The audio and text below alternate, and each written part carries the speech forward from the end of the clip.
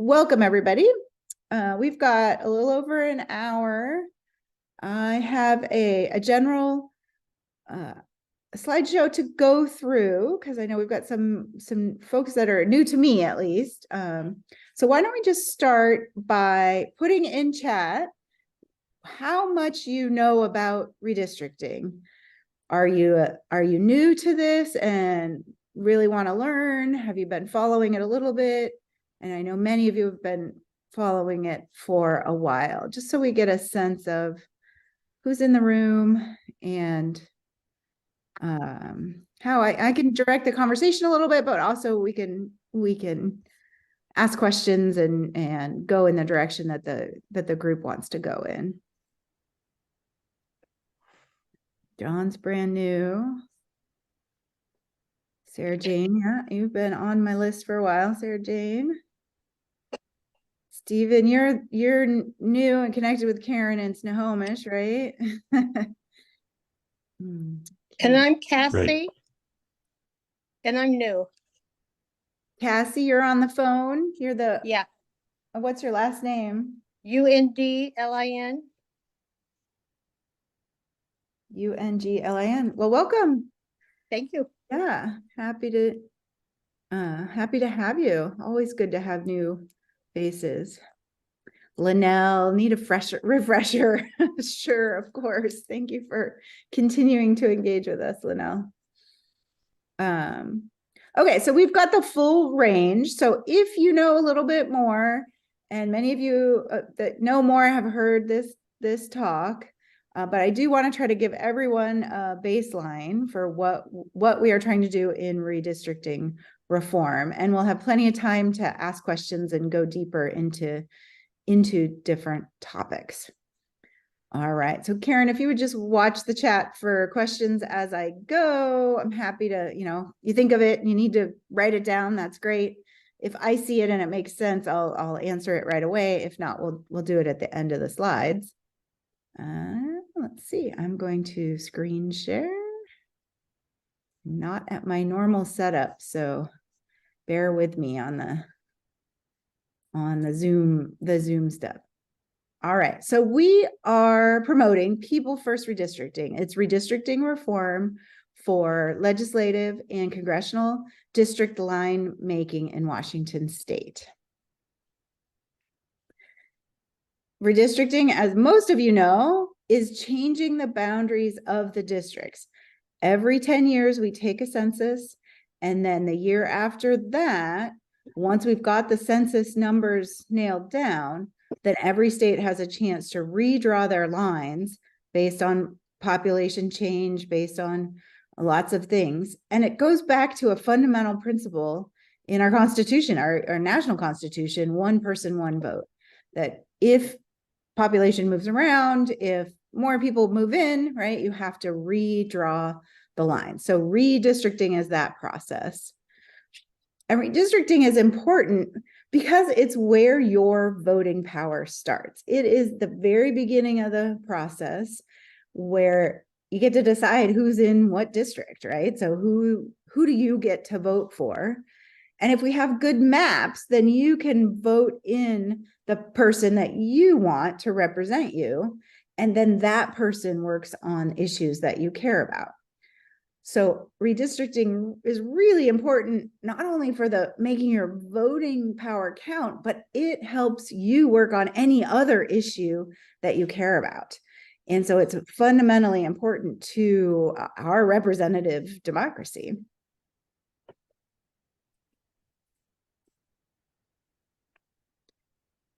So we've got 10 congressional districts and 49 legislative districts in our state. And this is what we're primarily going to talk about today based on how these maps are drawn. Redistricting does apply to local government, so your counties and your cities. And many of the principles we talk about are the same as those. They're just organized, and who draws the lines is different at the county level, and they have a different timeline. Most local level redistricting happens after we decide the state level redistricting. So here's how we in Washington State have currently decided to draw the lines. Originally, it was in the hands of the legislators, like it is in many of the other states in the country. But in the 1980s, after decades and decades of battles, we decided to go to a commission, which is separate from the legislature, but it's appointed by the corners of the legislature. So the House Democrats and the Senate Democrats appoint a person, one each, and then the Senate Republicans appoint a person, then the House Republicans appoint a person. And those are our 4 voting members of our redistricting commission. Then those 4 people vote in a non-voting chair to help them run meetings and be the public face. And this was one of the first commissions to be created that pulled the power out from the legislature, who clearly have a natural conflict when they're drawing the lines for the ones they are for the districts where they're trying to run. So this is one step removed, but it clearly is a bipartisan commission. You've got appointed people who are political operatives, who have staff that work through the caucuses. And so it tends really to have a lot of the partisan influence in the decision making. And that's what we're going to talk about more. So we had the census in 2020, and the commission got established in 2021. And they really failed this time. Our report card has them failing on many fronts. They didn't do everything wrong. They had an outreach process that was good, maybe a little rushed, but good. Their access with interpretation and their promise to translate anything was there. But then that process was muted by a lack of transparency. They settled 2 lawsuits about just making decisions behind the lines. Anyone who followed it was just so frustrated when we were on these meetings and we saw blank screens, or we got very little feedback from the commissioners. The very last meeting was 5 hours with 95% of it, we didn't even see anybody on the screen, and we didn't get much at all of the negotiation and the understanding of how they were trying to decide the maps in the session there. They voted at the last minute. Not a whole lot of stuff was done well. They ended up having to kick the decision, the final decision, to the Supreme Court because they missed their constitutionally mandated deadline. The Supreme Court thought about it for a little bit, but basically said, we're going to accept your homework, even though it was a little bit late, because they felt that it was a politically negotiated solution, and the court did not want to get involved in redrawing the lines. Let's see. They did okay on some things about prioritizing communities of interest. They had a good process for consultation with the tribes. But then when it came down to actually drawing the maps, it's clear there were incumbents that were make sure they're in their district. There was definitely looking at the party affiliations and deciding this one should go Democrat, this one should go Republican. And then the real kicker at the top is that this commission drew a legislative district in District 15 that was declared discriminatory for Latino voters in the state of Washington. So not a great report card. We definitely deserve better in this state. And that's what we're working for in this group, in redistricting reform. I just want to point out that with our kind of 1-in-1, we get a very few competitive districts. So that means 5 out of 6 voters in our state, their choice doesn't matter. It's kind of predetermined in that district who's going to win. And I think that's unacceptable. And that's what we're trying to figure out. How do you create a commission that's the process is better, and the outcome is better.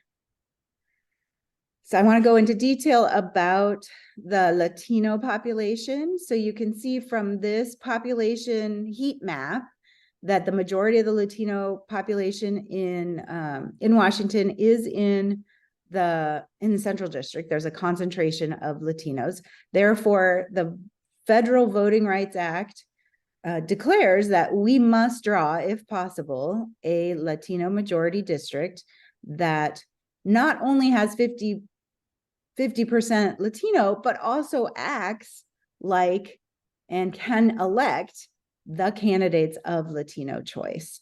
And that's through the Voting Rights Act.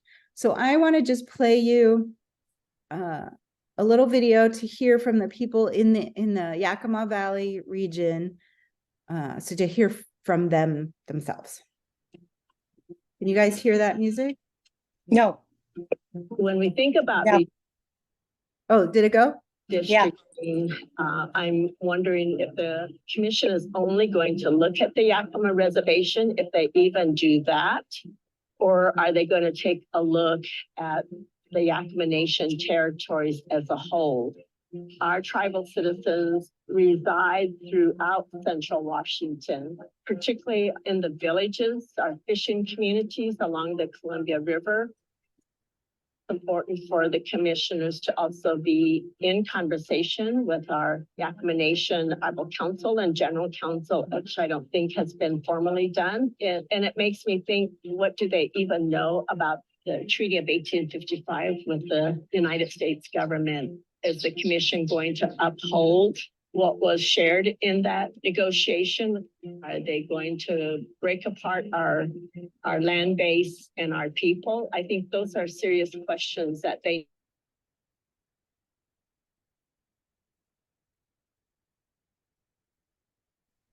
Allison, we just lost sound. For Latino candidates between 85 to 95% of the time. Most of the evidence tells us that Latinos and Native Americans are a cohesive political bloc and political community, and it is possible to give those communities a chance to elect a candidate of their choice. I don't see any reason why the commission could not put the Yakima Nation as a whole in a district where the majority of the population and the majority of the voters are Latino. So when we take a look at the demographics of Central Washington, there's a long history that we have of living together and of course working together. Over the years, there's been much done with communities of colors coming together and working on common issues or common goals that we have, particularly around the census. That makes a significant difference in how you're going to consider the politics around voting, but also consider the politics around legislative district representation and congressional representation. Mm-hmm. Thank you. So we heard from two residents in the area and kind of outlining the issues around the Yakima, Central Yakima Valley area. This is the District 15, that was declared discriminatory. You can see the city of Yakima is this little red in the upper left one, and the city of Pasco is the little red circle. Kind of did a brief outline of where that city limits are. And because the concentration of Latino voters in both Eastern Pasco and Eastern Yakima, this district is 50% citizen voting age or more, a little bit more. So it passes the first test, but what the court case said is basically it doesn't pass all the other tests for, does this district elect candidates that Latino voters prefer? And so the districts are being redrawn. In fact, yesterday was the deadline for the plaintiffs to put in their submissions of how they wish the districts to be drawn. And if you remember back to the video, the preferred district has the Yakima Nation in conjunction with these Eastern Yakima and Eastern Pasco area. So it wraps around farther south. We can take a look at the maps more closely a little bit later for that. So we want to make sure this doesn't happen again, right? Why waste money on a court case? Why have all this, like, change your districts in 2023, 2 years later, all those kinds of things. So we know that this commission is out of date. It was created in a time when our political division was different. It was created at a time when we had different demographics in our state. It's created in a time before technology, before all sorts of things. And so we need to update it. We tried a couple of bills over the last 6 or so years to change some of the just modernizing stuff. And while we got one bill passed through the House, it died in the Senate. And we learned a ton. We learned that most of our legislators don't understand the redistricting process that they use. We learned that there is fear about losing political power, because clearly our commission is set up with even power with the two parties, and both parties are afraid that changing that will change their political calculations, their political power. Our premise is that's the wrong calculation. We want to have a commission that puts people first and people's interests first and does the trade-offs in our state so that the districts can best represent the people of our state. So what can we do about it? We don't get mad, we get organized.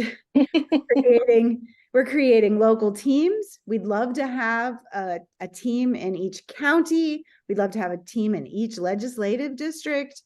We need redistricting champions, both elected officials, but also people who are champions in an LD and can friend raise in the area, help educate people on why this is so important, why this is so fundamental to every other issue that you care about.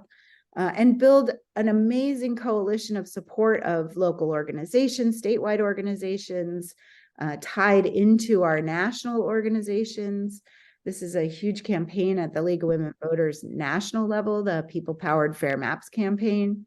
And in the end, we need legislators who support our issues.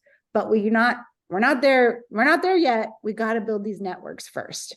So we are the ones that can fix this, and we're doing this grassroots level organizing to set the stage to be able to pass this change.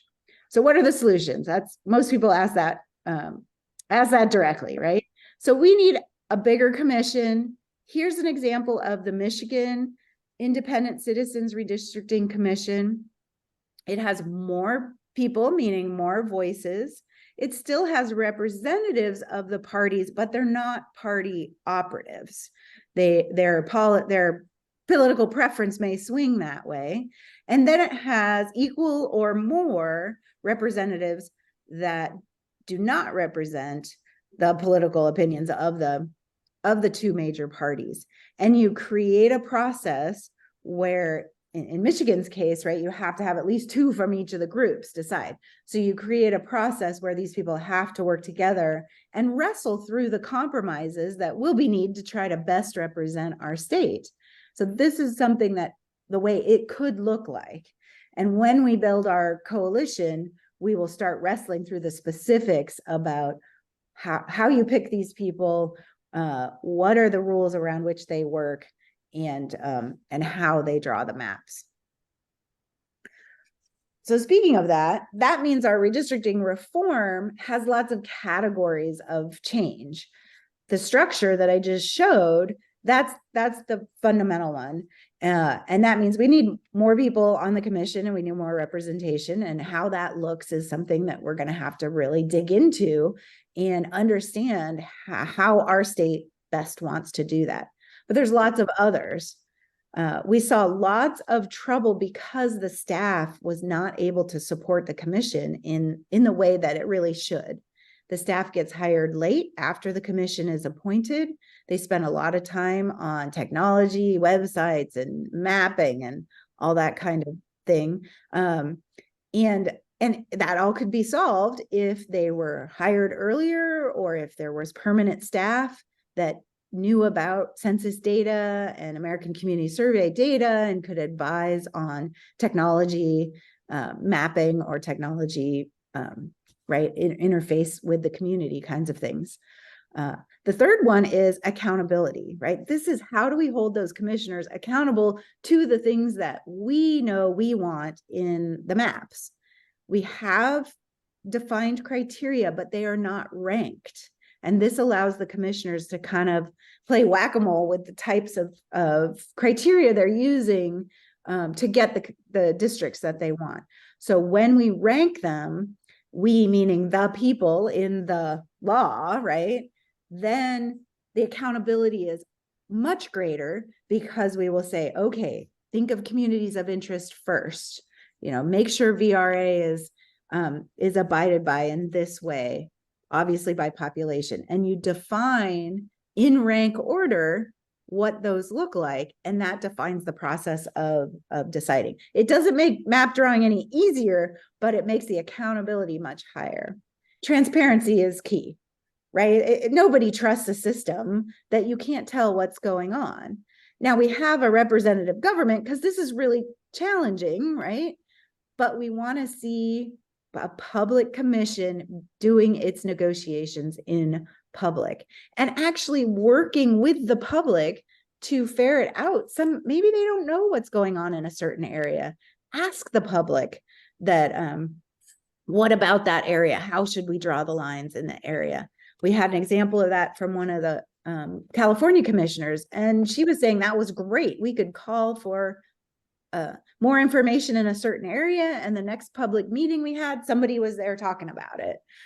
That is true partnership with the public and true transparency. Clearly getting input from the public and making that as easy as possible is so important. We do know, and I guess I'll talk about input and access together. We do know that even though there was lots of translation services and interpretation services available, very few people took advantage of that. That means the people whose preferred language is not English are not feeling comfortable to engage in the process, are not somehow getting the word out that they can engage, and those kinds of things. So that's an interesting advocacy challenge to make sure that not only are our laws and our input and our access there, but that we've got the community organizing to match it as well.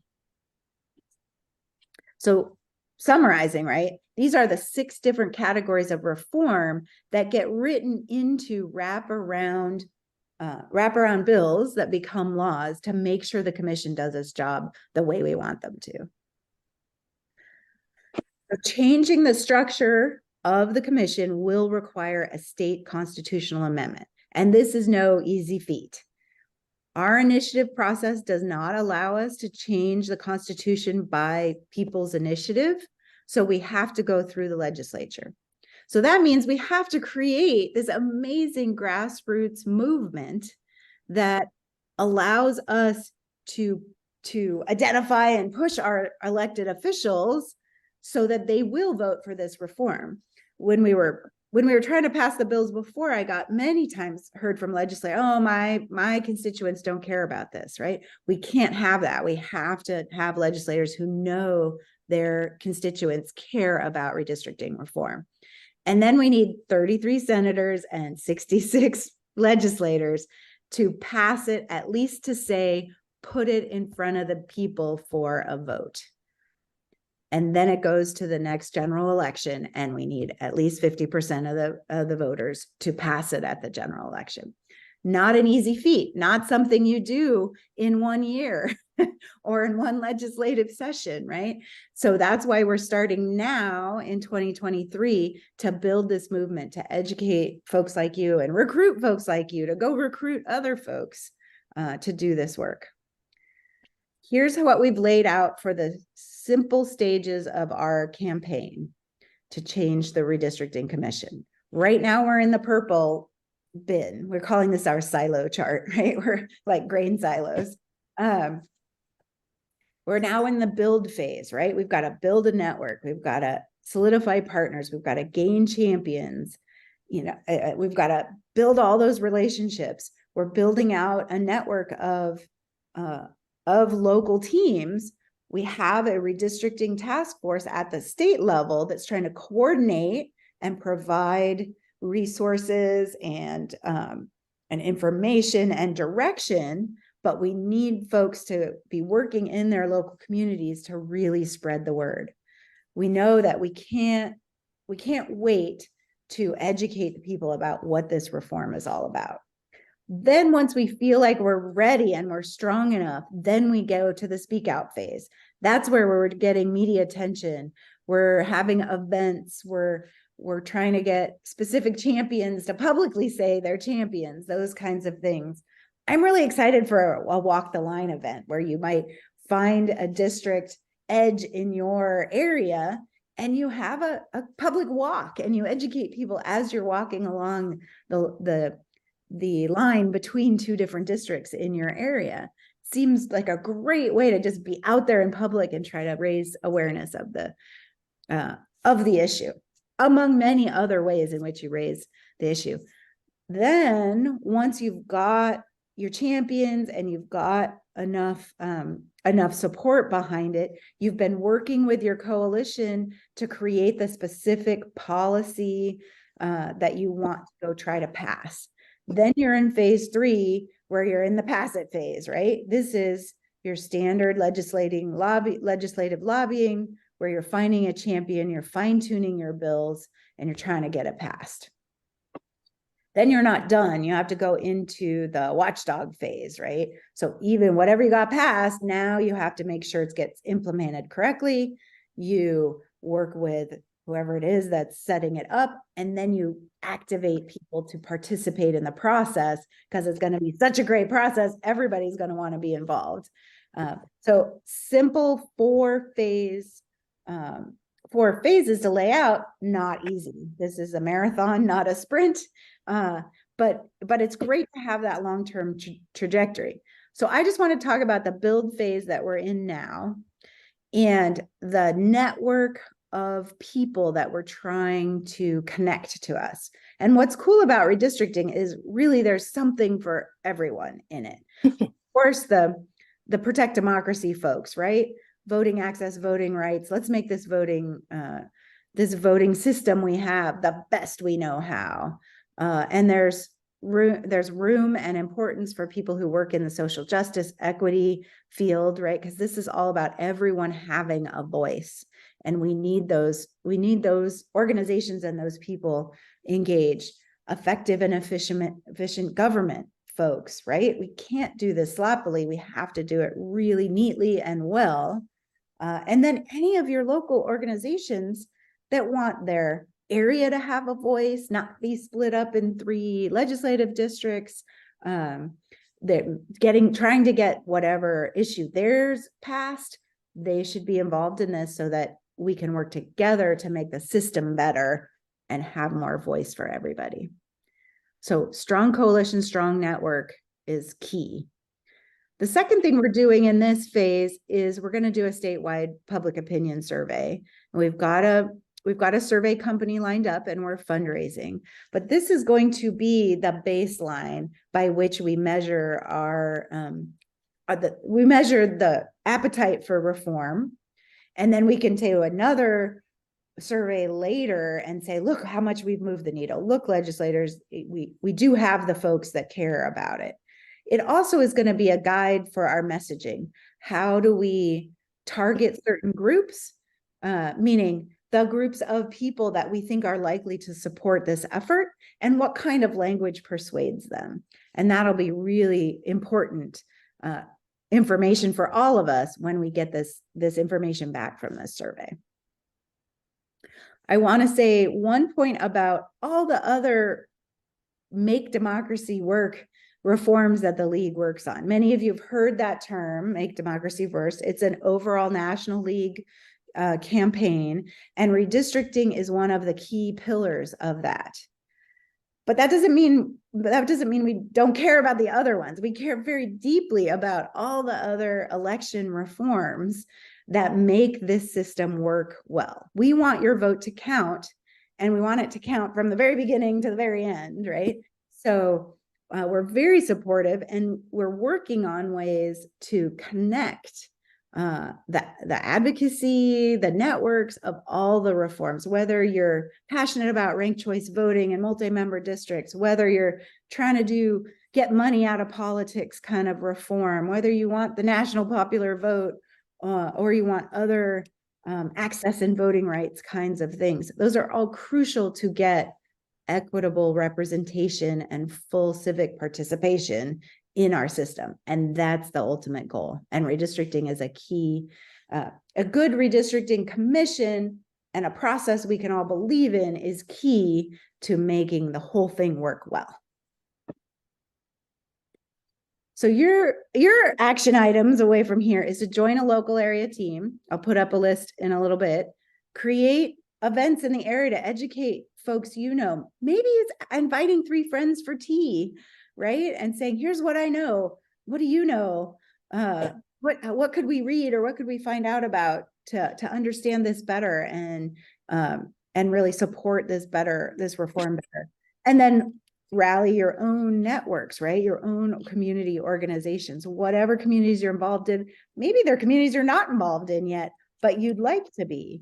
How do you go about doing that and making it happen so that we're connected in this interconnected web of people that know this is a fundamental reform?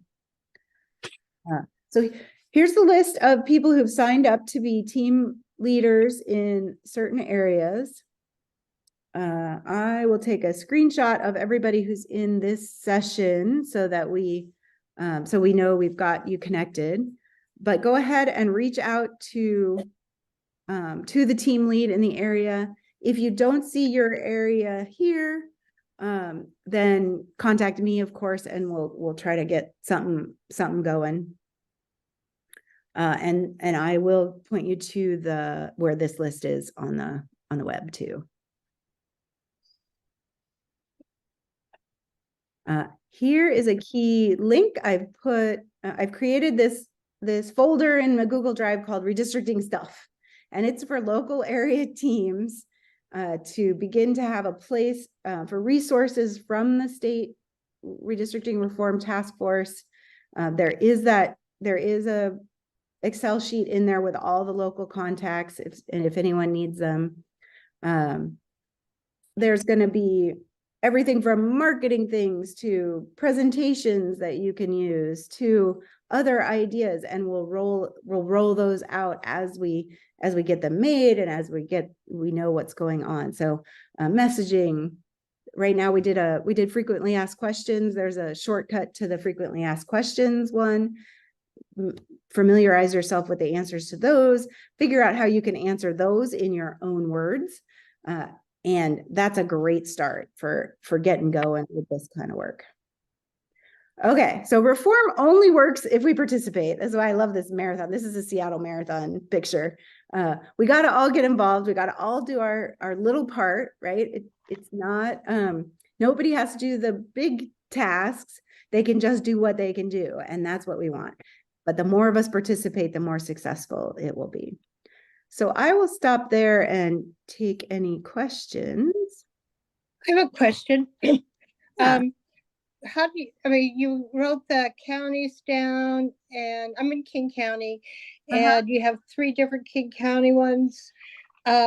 Is that ideal, or does that cover all of King County? Does not at the moment. We are still working to we're working to expand those networks in King County. Which part of King County are you in?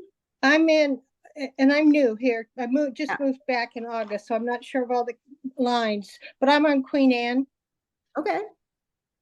Yeah, so there's certainly a central Seattle group that can work on things. So we'll just have to get you connected up with some other folks that we know that are in the area. Certainly, are you connected with a local unit? That would be also. Yeah, I yes. there's a unit meeting I went to, I just one, so, Yeah, so keep going there. That's a great start to get involved. Say you're interested in redistricting, and then work with us. so I have another question. Uh-huh. If you don't fill in all the state areas, what do you do? I mean, if you don't get somebody for OMAC area, whatever that is, are you gonna ask people to go help on something like that, or? Sure, we'll work on our strategies for filling in. Maybe it's local areas that then go do some community events there to see if they rally some more people that are in the local area, right? It's all kind of networking and organic growth to try to educate and get people excited about supporting reform. Okay, Yeah. thanks. Yeah. Any other specific questions, particularly from our new folks, but then we can go into the, yeah, John, go ahead. Unmute. Unmute here. From what you said, apparently these lines get drawn after the census every 10 years. Yep. Once they're drawn, they're fixed. Right. I assume that our lines are close to being drawn, if not already. Well, Once so they're fixed, does that mean there's no likelihood for change until the next census? correct. So once they're drawn, with the exception of this time where the lawsuit is forcing us to redraw them, they're set for 10 years. But once they're drawn, nothing will happen until Nope. 2031. Right. But because of the lawsuit, we can impact it. This work can impact the timing. I mean, we certainly will see, we have some connections with the plaintiffs in the local area, and we've got some influence and some understanding of those conversations that are going on. The court will have a special master to read the information that's given to the court and then make final decisions on what those new lines will be. so that then means it'll impact it reasonably short term, and then again in 31, whatever happens then. Okay. Correct. Yeah. So thank you. The lines, particularly in central Washington, we're on bated breath to see how many districts they actually change. We'll change those legislative districts for the 2024 election. And then the next time will be in 2032 will be the next elections that will be on new lines, because our population will change in those 8 years, right? So we'll need to update it, and we'll need to look at things better and differently. And what we're hoping is to have a new process and a bigger commission in place. Any other questions what was in chat? Anything? Allison, well, I have two things for you. The first is, one of the things, of course, that we're trying to do is collect specific stories about what you see in your communities and the way you see that the current lines were unacceptable or problematic or left out voices. So we'd love to hear that. And Carol McMahon, I noticed, put a note in chat about districts in the Snohomish County area. And so I'd love to ask Carolyn to say a little bit more about specifically what she saw. And then I have a comment about working together with other counties. So maybe Carol wants to comment on her note. Yeah, Carol? Yeah, thanks, Karen. We're putting together a plan for the lobby day, and in doing so, we noticed that there are a couple of districts that are part of 3 or more counties, or sorry, 3 or more counties. They're not only that, but they're also part of the rural counties, which might be an issue for more rural counties. I'm not sure.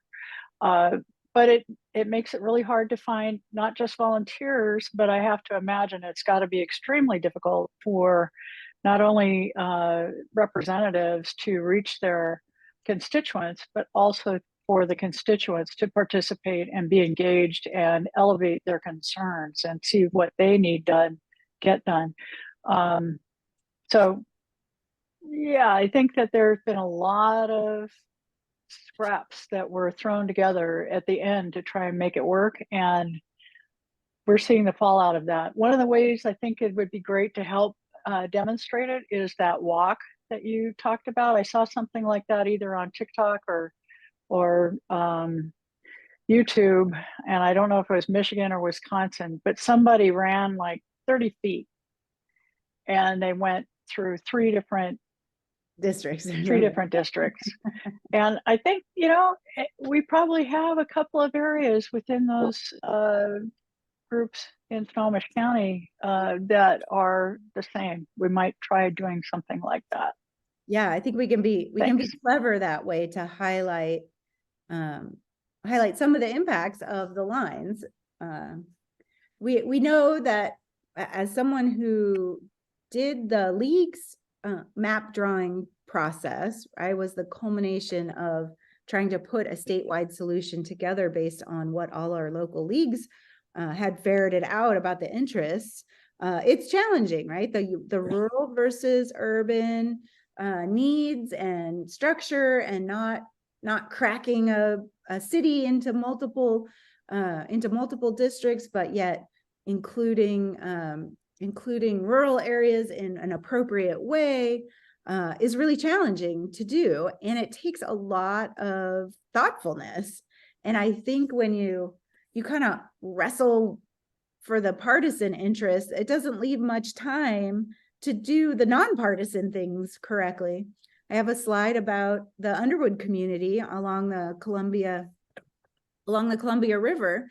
They're in Skamania County, but they're really connected to their friends and neighbors next door in Yakima County. And so two different people got on the Zoom calls and told the commission, hey, put these 1,000 people in the community of Underwood, put them with their neighbors to the east. But because the county line cuts them off, there wasn't any time to think through those and adjust maps for those kind of there's nothing political about that area. It was just convenient that the county line was the demarcation. And when people clearly were saying, hey, we'd rather be with our friends to the east than those in Clark County. So it's examples like that where we're trying to create a process that has the time to think through the things that Carol was talking about what are the impacts, the 9th district is huge, right? It's all southeastern Washington. And yet, does it have to be that way? Maybe, because of population. In other areas, maybe we can make it better. And we'd rather have a process where we knew the people were wrestling with those kinds of issues. Karen, you had some comments. Well, I did. I just wanted to add that in some cases, and I really wanted to specifically talk to John and Elaine and Kit about Whatcom County. I don't know if you've started a local action team in Whatcom County, but in Snohomish County, we've invited Skagit and Island and Whatcom, if you're interested, to kind of piggyback on our current meetings while you're getting your own energy going. And this can be a model that could work for other folks too, if for leagues that don't necessarily have yet a strong local team. We're inviting you to piggyback on our work, just our meetings in Snohomish County. And then once you get to a point where you're ready to launch off and do more work locally, you're invited to do that. So John and Elaine and Kit, I don't know if you might comment on, is there a team going in Whatcom? Would you like to be invited to Snohomish County's meetings? We meet monthly. Just thinking about that as a strategy that can help get us started. Yeah, we don't. Elaine came off mute. She was going to, are you going to comment, Elaine? I see you there. Well, we do. I mean, like we have Kit and Cindy Madigan, so we, right. But yeah, as far as, meeting with Skagit would be, because we are in LD 40, that would be and there's that helpful. I looked at it, you can't have Whatcom all on its own. There's not enough. So how do you split up Bellingham? Where's that line go? I know there was a big call to understand Bellingham's neighborhoods And why not? If you're gonna split Bellingham, then keep a neighborhood together. But they didn't have time to do that necessarily. And it'd be interesting for you folks in Bellingham to look at those neighborhood maps and say, hey, these would be acceptable ways to split the city for us, and have some advocacy around that when the time comes.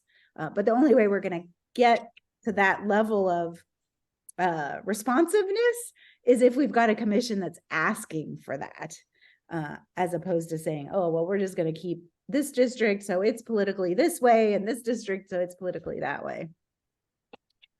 So in the end, we need to know about redistricting, but we have to be really good at community organizing and educating ourselves and educating our friends about why this is so fundamental to the redistricting process. Karen, did you have others? No, that was really the main thing, is to really encourage. And Elaine or John or Kit, if as I say, if you'd like to at least receive our information from Snohomish County, you're happy to have you give me your email address and I can add you to our list or not, whatever Why don't works you for drop you. your email in the chat? That's great. I will do that. They can email you to get that information. Yep. And I'm wondering, Allison, if we have any time, if you wanted to show some of the resources. You mentioned the resources, but maybe some of the drive that shows where the resources are. Let me go there. We do have, I think, we're going into lunch break anyways, but it was scheduled till 11:40 or so. But yeah, bear with me and let me pull that stuff up. So we have a Google Drive where we've got presentations and things.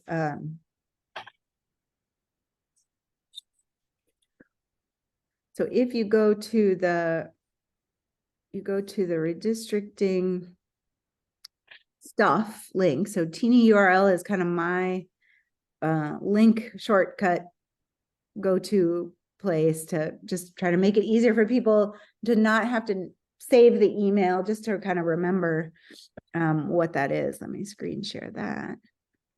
Then we're gonna, so if you go to tinyurl.com/redistricting stuff, you'll get to this folder.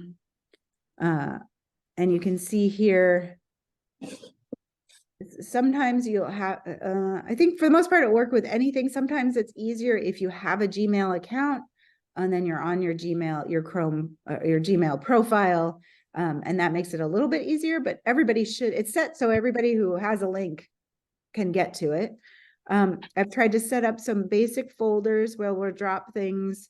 So right now, well, I'll just start at the top. So right now in the coalition one, there's a list of organizations and coalitions that are broken out. If you go to the right, they're broken out by area. You can see some local coalitions there.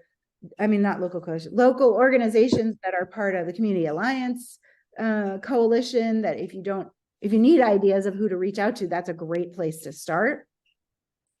Yeah, let's go back. So then right now we've worked hard on frequently asked questions. We've got both a short and a long form of the question. So it's kind of if you just need 2 sentences on why the reform, you need 2 sentences on how does the league stay nonpartisan, right? We've answered those questions. And then the long form ones have a little bit more of the background of the details of either how we're approaching things or what the background information that got us to there. And then if you want, I just thought of this, if you want the full-on background, I will drop in a link of our white paper that we did last April. We wrote a complete white paper with, it was just like gathering all the information that we'd been working on over 5 years to say, here's why, and here's what we're going to do. So let me go back to this one. Then in messaging and marketing materials. So right now, yeah, you might have seen that Be Bold purple circle. That's in there. You could, make your own buttons or whatnot. so that's the idea of marketing things. There's a couple examples of kind of introductory redistricting articles. You can take one of those and modify them and put them in your local newsletter, or you can use them in some modified form to really start the conversation, to get people, oh, that's interesting, I didn't know, get people interested in the process. And then here I've got a couple of links to presentations. You've just heard this step up one, but you can link to that presentation. I gave it 2 weeks ago to our redistricting specific training. So you can link to that. You can send other people to that. I also did this first one is an overdue review. It's a kind of a casual conversation about the reform that we're trying to create. It's just more information in a different casual format. And that's where we will drop, we're working on right now, presentations, let's call them outreach presentations, right? So a PowerPoint slide that anyone can use to go take that to a community organization. People are always looking for content for their monthly meetings, right? So to offer, hey, I can do a 20 minutes on this cool redistricting campaign that I've just gotten involved in. Would you want that? And looking for that thing. So we'll drop those in there, and we'll let the leads know, but we'll also, if you want to be on either our monthly mailing list or our quarterly mailing list, please let me know. It's not always exactly that, but we have people that for sure get information monthly or bi-monthly. And then we have people that just want to stay informed and they're on a larger mailing list. You're happy to be on, I think all on the monthly are on the bigger one too, but you're on one or both of those. And then for sure the campaign checklist. So let's pull that up since we've got time. This was literally put together to be a checklist, right? What do we need to do? Join together with some people in your local area. That's first. Then try to build that team. How many other people that have done democracy work before? Maybe they're people who were get out the vote people. So they understand the power of voting. Attend or listen to the recording of the training, educate yourself in other ways, get comfortable telling the story. That's what we're trying to figure out. How can we collect stories in the local area and then get comfortable talking about them? We talked about building partnerships and then scheduling those presentations and scheduling visits with legislators when the time comes. I think that was it from a what's in there right now standpoint. And Allison, to that point, there's a really important question in chat from Carol asking about, what about this legislative session? Anything going on that we should pay attention to? And I know you want to speak to that. Yeah. Let me stop sharing here. Yeah, so we're here in this action workshop as the prep for the legislative session. We want to certainly support all of our colleagues who do have democracy bills that are going through. So go to the next session and listen to Kit and Cindy and everybody who's working on democracy things that will hit. Those things are good, right? That doesn't detract in any way from redistricting. We need to be on the lookout for changes to the Voting Rights Act, for anything they might put in about the redistricting process. Sometimes the auditors have requests. Sometimes somebody's fixing a date or something like that. Maybe there's another organization out there working on it. I don't think so. But if that's true, we're looking for those kinds of things. We're looking to support anything that helps extend the participation in voting and in the process, because that's going to do nothing but help our cause to get people engaged and get people to care. But right now, there isn't specific legislation. The way it's going to work is we're going to build our networks, and then we're going to build coalitions, both at the state level and at the local level. And then we're going to build our policy. Because this is one thing, I could write a policy bill today, right? But it would not have the backing or the wrestling or the debate that we need to have to make sure that this commission is the best one we can for our state. There's lots of examples out there. We had a great, well, let me finish my thought. So we will build a coalition, and then that coalition will help us build the actual policy, right? And through that process, we're going to pull in our legislative champions who are helpful in building the actual policy. There will probably be at least 2 bills. And we're hoping that by the 26 or the 27 session, we will have built enough momentum to pass those bills. Might not pass the first time, right? And then you go again. But that's the idea of we've got a few sessions here where you won't see a redistricting specific bill, but that doesn't mean we're not working towards it. And that's why we're here today at Action Workshop to say, this is how long-term major reform happens. You have to start early. So then when you get to those specific bills, all the hard work of negotiating and compromise and who's on board with this detail and that detail, all that work's been mostly done. So you're more assured of success when you get there. I had another tangent, but I can't remember what that was. So I think the main point, though, is in these meetings with our legislators for this lobby day session, we are not asking about redistricting reform at this point, Allison. Is that correct? We don't have a talking point right now. Right. There's other ones that have higher priority right now. If you have a relationship with your legislator, or you want to grab them after session and talk to them about redistricting, go for it. Like this is important. But if there's a lull at the end of the meeting and you have a few minutes, you ask, right? Learn something. The question would be, what kinds of reform would you support? That would be great, a great opener. Because then you're not asking specifics, you're finding out where their thoughts are, and they may tell you, I don't know anything about redistricting, or they may have some specific ideas, which would be great to know. So there's no specific bullets. There's other higher priorities, both in the democracy team and in our other teams that we want to fully support what's going on. And then if you have a chance. So the best thing you can do for redistricting right now is build relationships with people, right? And that includes your legislators. Let them know your face, let them know your interests, kind of thing. Yeah. Cindy?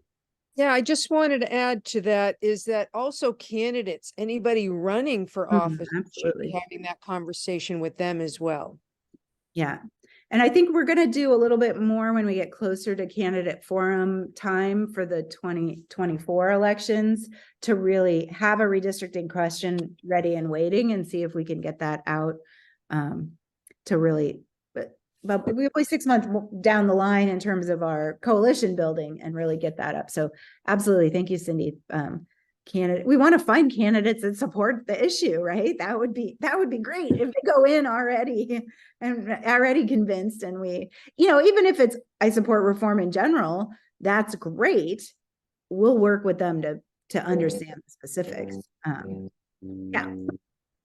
Okay. Other questions? I just wanted to add, we are finding that younger, newer legislators are way more open to these type of reforms than, let's just say, folks that have been around for a while. Yeah. Yeah. And I think it goes back to the political power system that you're used to. And if you're new, you're not as ingrained in, oh, well, that's the way it worked before. Yeah, I have people that actually worked on that 83 bill, and it's so hard for them to say, well, we want to give up. I thought we did a good job back then.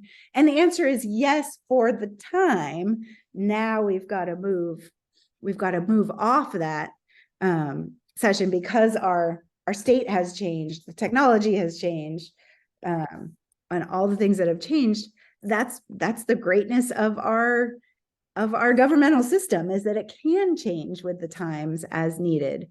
So let's not get hung up on they did a bad job back then. It doesn't matter. What we want to push for now is what's going to work even better for even more people in our state. So I do want to invite you, if you would like to join us for our monthly redistricting meetings, you can. We do want to start working at the local team levels. Those meetings are open and you can register on the league website. We're not having a meeting in December. It was too close to the holiday season, but we'll be back at it January 17th. That is on the league website and you can sign up that way. Love to have you if that's an easier way to engage. Definitely go to that teeny URL redistricting stuff, click on some of those presentations, look at those materials and reach out if you have any questions.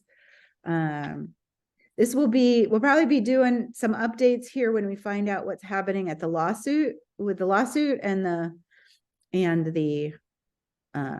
changes in the districts. We did get a chance to meet with 4 of the lawyers that are working on the Soto Palmer case this week. And they are very excited to support us in our longer term efforts. The Campaign Legal Center is one of the preeminent legal minds in the democracy space. And so it's great to have them on board with whatever legal and policy strategies we want. They will come and work with us in our coalitions and whatnot. So I think it's exciting to see the network going even broader and getting some real expertise. Okay.